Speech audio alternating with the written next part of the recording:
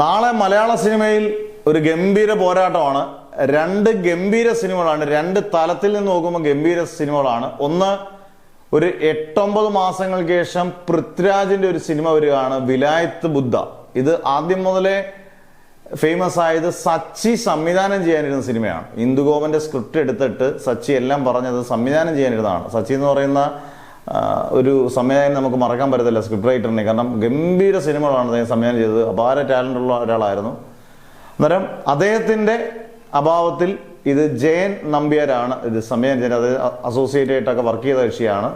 അന്നേരം ഇന്ദുഗോപന്റെ തന്നെ സ്ക്രിപ്റ്റാണ്. പൃഥ്വിരാജും ഷമ്മി തിലകനും സുരാജും ഒക്കെ ഒരുപാട് താരനിരകളുള്ള, അത്യാവശ്യം പൈസ നല്ലപോലെ മുടക്കിയിട്ടുള്ള സന്ദീപ് സേനാണ് ഇതിന്റെ നിർമ്മാതാവ്. അന്നേരം പൈസ മുടക്കിയിട്ടുള്ളൊരു സിനിമ തന്നെയാണ് വിലായത്ത് ബുദ്ധ. ഏകദേശം 3 മണിക്കൂറിനടുത്ത് ഈ സിനിമയുടെ ഡ്യൂറേഷൻ 2 മണിക്കൂർ 56 മിനിറ്റ് ആണ്. ഏകദേശം 3 മണിക്കൂർ അടുത്തുണ്ട് ഈ സിനിമ.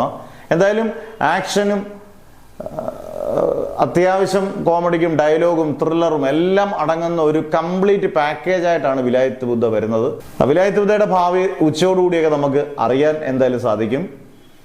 അന്നേരം അതാണ് ഒരു സിനിമ നാളെ റിലീസ് ചെയ്യുന്നത്. രണ്ടാമത്തത് പലരിലേക്ക് എത്തിയിട്ടില്ല, കാരണം ഇത് പുതുമുഖങ്ങൾ അഭിനയിക്കുന്നതുകൊണ്ടായിരിക്കാം, എക്കോ. പക്ഷെ ഇതിന് ഈ സിനിമയ്ക്ക് വലിയൊരു പ്രത്യേകത ഉള്ളത്, ഇത് കിഷ്കിന്ധാകാന്ഡം ടീം ദിൻജിത്ത് സംവിധാനം ചെയ്യുന്ന സിനിമയാണ്.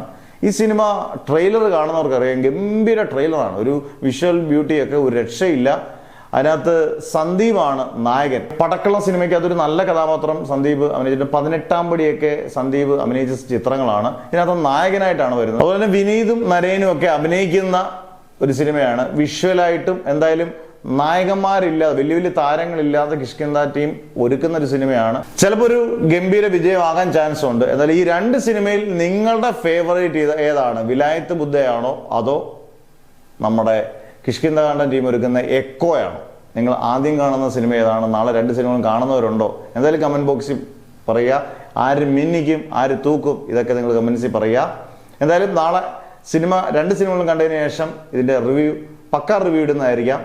Wait and see.